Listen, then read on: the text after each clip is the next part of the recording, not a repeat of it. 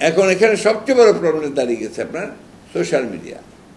আপনাদের তো তবু কিছুটা এথিক্স আছে, কিছুটা জবাবদিহিতা আছে, আপনাদের জবাবদিহি করতে হয়।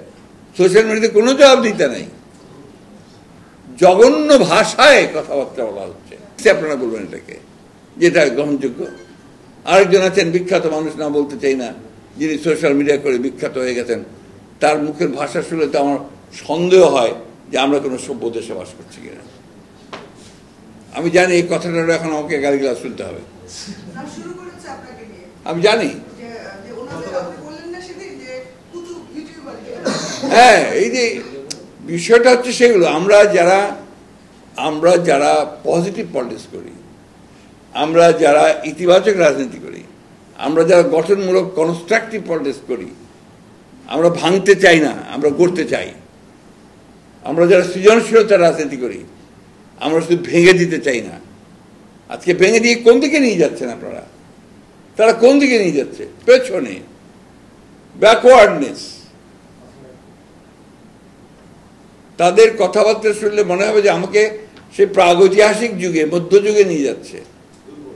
আমি তো মধ্যযুগে যেতে চাই না ভাই, আমি আধুনিক যুগে, আধুনিক রাজনীতি, আধুনিক চিন্তা ভাবনার মধ্যে থাকতে চাই।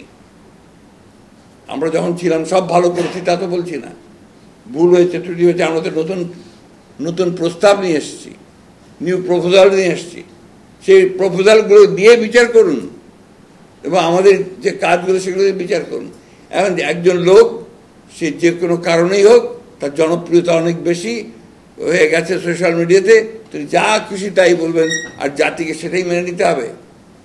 অ্যানার্কি, আমি তো তাদের কথার মধ্যে অ্যানার্কি খুঁজে পাই, নৈরাজ্য খুঁজে পাই। আমি জানি আরো বেশি গালিগালাজ করবে আমাকে, আই জাস্ট একটা নিয়ে আমি চিন্তা করি। আমি আমার পথে সবসময় একক ছিলাম, নিষ্ঠাবান ছিলাম, আমি নিষ্ঠাবান থাকবো। আমার জায়গা থেকে আমি কখনো সরি না, আমি আছি, আমি এগুলো বলবো। অনেকে আমাকে বলছে আপনি না বললেই পারেন, না বললেই পারেন বললে আমি আমার দায়িত্ব পালন করব না। আমার যেটা ভালো বলি সেটাকে ভালো বলতে হবে, যেটাকে খারাপ বলি সেটাকে খারাপ বলতে হবে। আমি পপুলিজম আর পলিটিক্স করতে চাই না, সো কল পপুলিজম, এই রাজনীতি আমি করতে চাই না। এতে যদি আমি বের হয়ে যাই, রাজনীতি থেকে বের হয়ে যাবো, আই ডোন্ট কেয়ার। জনগণের অ্যালার্ট হওয়ার সবচেয়ে দুর্ভাগ্যজনকভাবে হলেও সত্য, জনগণ এসব ব্যাপারে আপনার সবসময় অ্যালার্ট হতে পারে না, বিভিন্ন কারণে। এগুলো অ্যানালাইসিস করতে গেলে অনেক সময় লাগবে, পারে না। জনগণের মধ্যে আপনার একটা আবেগ কাজ করে, গুজব কাজ করে। আপনার যে দেশে মব কিলিং হয়, মব জাস্টিস হয়, সেখানে আপনি যুক্তি কতটা খুঁজে পাবেন? কথা নাই বলতে যে আপনি যে আমার বলে এই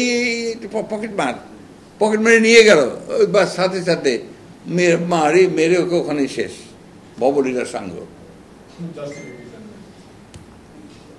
হাউ ডু জাস্টিফাই?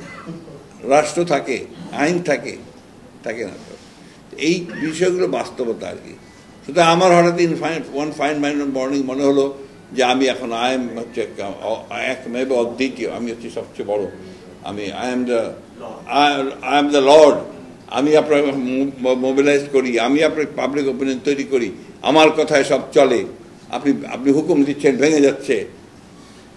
সেটা কতটুকু সঠিক হচ্ছে, বেঠিক হচ্ছে, এগুলো চিন্তা করার কোনো অবকাশ নাই।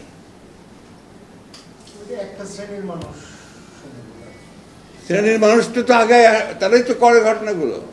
তাদের মধ্যে ব্যাপার হচ্ছে যে যারা করে না তারা কিন্তু এটাকে প্রতিবাদ করছে না। সেই হিসাবে পাল্টা সোশ্যাল মিডিয়াতে যে কথাগুলো আসা উচিত সেগুলো তো সেভাবে আসছে না।